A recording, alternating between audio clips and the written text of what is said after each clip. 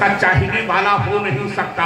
سرکار فرماتے ہیں میں نے اللہ کو دیکھا تو مجھے حیا آئی، اور جب حیا آئی تو ایک قطرہ پسینہ میرے نور سے ٹپکا۔ سبحان اللہ، ایک قطرہ پسینہ نور سے ٹپکا۔ اللہ تبارک تعالیٰ نے اس نور ایک قطرے حصے سے، یعنی ایک قطرے پسینے کے دو حصے کیے، ایک قطرے سے انبیاء اور رسول کی روح کو بنایا، پھر دوسرے قطرے کو 4 حصوں میں تقسیم کیا۔ ایک حصے سے اللہ تبارک تعالیٰ نے فرشتوں کو اور حور و غلمان کو پیدا کیا، ایک حصے سے علماء کرام کو پیدا کیا، دوسرے حصے سے اللہ تبارک تعالیٰ نے اولیاء کرام کو پیدا کیا، اور تیسرے حصے سے اللہ تبارک تعالیٰ نے اصفیاء کو اور شہداء کو پیدا کیا، اور چوتھے کے پھر 4 حصے کیے۔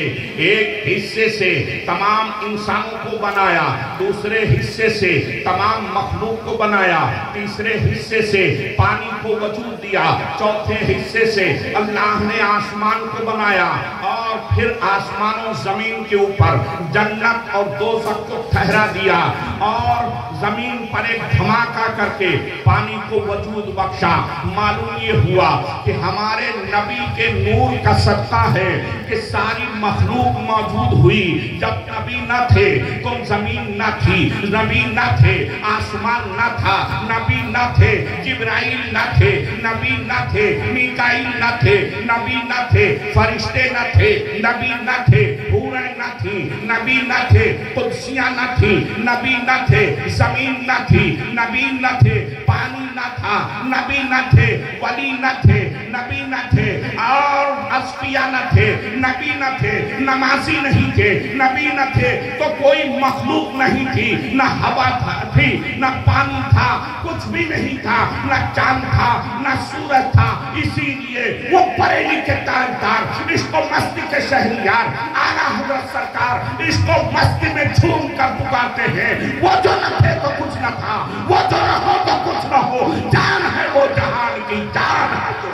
سبحان اللہ، نعرہ تکبیر، نعرہ تکبیر، نعرہ رسالہ، نعرہ رسالہ، علماء اہل سنت، علماء اہل سنت، سرکار کی آمد، سرکار کی آمد، نعرہ تکبیر، نعرہ رسالہ۔ بے شک سبحان اللہ، سرکار کا وجود ہوا اور مخلوق کو اللہ تبارک تعالیٰ نے طرح ڈالنا شروع کر دیا۔ انسان پیدا ہونے لگے، انسانوں کی ہدایت کے لیے اللہ تبارک تعالیٰ نے حضرت آدم علیہ السلام کو بھیجا اور مبعوث فرمایا۔ انسانوں کو پیدا کرنے کے لیے حضرت آدم کو پیدا کیا، جو تمام انسانوں تمام آدمیوں کے باپ ہیں، اور ان کو نبوت اور رسالت دونوں عطا فرمایا۔ نبوت و رسالت دے کر کے حضرت آدم کو بھیجا۔ حضرت آدم علیہ السلام سے حضرت آدم علیہ السلام سے بے شمار انسان مرد و عورت پیدا ہوئے، اس میں بہت سے انبیاء کرام تھے۔ انہی کی نسل میں 1,24,000 یا 2,24,000 کم و بیش انبیاء کرام تشریف لائے، اور سرور کائنات کا نوری فیضان لے کر کے سب نے دنیا کے اندر کامیابی حاصل کی، اور آخر میں یہی نور جب حضرت آدم کی پیشانی میں رہا تو حضرت آدم کو جنت کے اندر فرشتے مبارکبادی دیتے پھرتے تھے۔ یہی نور جب حضرت نوح علیہ السلام کے پیشانی میں آیا، پانی کے تھپیڑوں سے اور سمندر طغیانی سے اللہ نے ان کو نجات عطا فرمائی۔ یہی نور جب حضرت داؤد کی نغمہ میں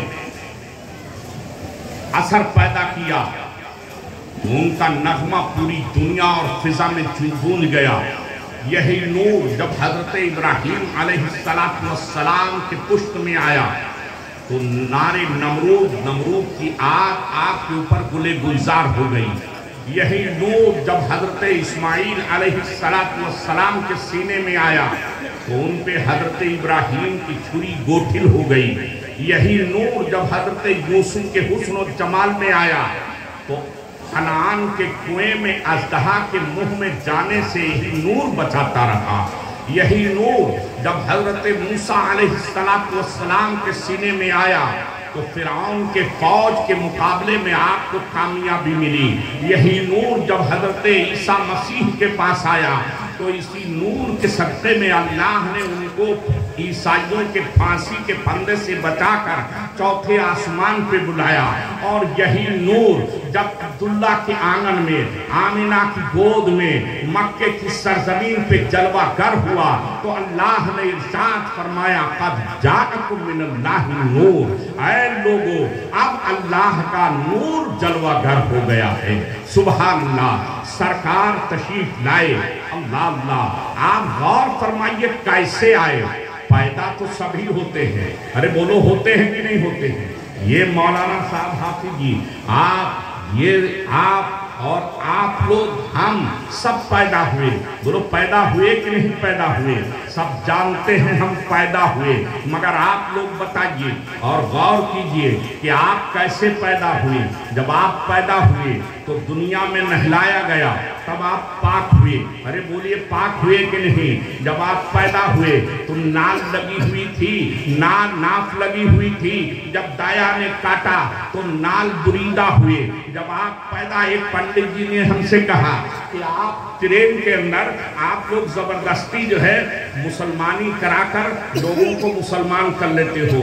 मैंने कहा कि पंडित जी का कि आप लोग को कुछ नुक्ता चाहिए। मैंने कहा हाँ, हम लोग इतनी सी खाल लगी रहती है उसको कटवा करके और मुसलमानी कहते हैं, मुसलमान कर लेते हैं। पंडित जी बहुत खुश हुए, कहा आखिर मान तो आपने भी लिया। मैंने कहा हम तो मानते ही हैं, मानते नहीं हैं तो आप नहीं मानते हैं। कहा हम क्या नहीं मानते हैं। मैंने कहा आप जो है कुछ भी नहीं मानते हैं मगर हमने आपकी बात मान ली। कहा हाँ, ये बात आपने सच्ची सही कही, आपने ये मेरी बात मान ली। मैंने कहा पंडित जी बात तो खत्म हो गई, आपकी बात मैंने मान ली। कहा हाँ, आप बहुत समझदार आदमी हैं, आपने मान लिया। मैंने कहा अच्छा एक बात और बताइए। कहा क्या। कहा हमारे यहाँ इतनी बड़ी खाल वो लगी रहती है, उसको हम खतना कराते हैं, कटवाते हैं, उसको मुसलमानी कहते हैं। तो ये खतना करवा करके मुसलमान कर लेते हैं। तो आप बताइए आप जब पैदा हुए थे तो आपके साथ कुछ और भी पैदा हुआ था कि नहीं। कहा क्या पैदा हुआ था। मैंने कहा आप गौर कर लीजिए, सोच लीजिए, आप भी पंडित आदमी, मैं मौलवी हूँ, मैंने आपकी बात मान ली मगर आप पैदा हुए तो आपको मालूम नहीं कि हम क्या लेकर पैदा हुए थे। उस खाल के साथ कुछ और भी आपके जिस्म में लगा था कि नहीं। कहा हाँ, मुझे समझ में आ गई बात कि मेरे साथ, मेरे उस खाल के साथ और कुछ लगा था। मैंने कहा क्या लगा था। कहा नाल लगी थी। मैंने कहा तो फिर आप उस खाल के साथ उस नाल को क्यों कटवा दिया, उसको भी छोड़ देना चाहिए ताकि बंदर के पीछे तुम होती है आपके आगे हो जाती। अब वहां पर पंडित जी कहा लोग यही तो आप लोग बात करते हैं। मैंने कहा बात हम नहीं आप करते हैं। आप गौर कीजिए, सोचिए, हर चीज जो पैदा हो उसको लगाने के लिए नहीं रखा जाता बल्कि बात चीजें जो आलाइश और गंदगी से आदमी को मुलव्विस करते उसको हटाया जाता है। नाल के लाल नाल लगी रहे तो उसका जहरीला मादा इंसान को मौत के घाट उतार सकता है। तो जिस तरीके से वो नाल कटवा कर इंसान को जिंदगी दी जाती है, इसी तरीके से वो 1-2 इंच की खाल कटवा करके इंसान को पाकीज़गी और तहारत दी जाती है।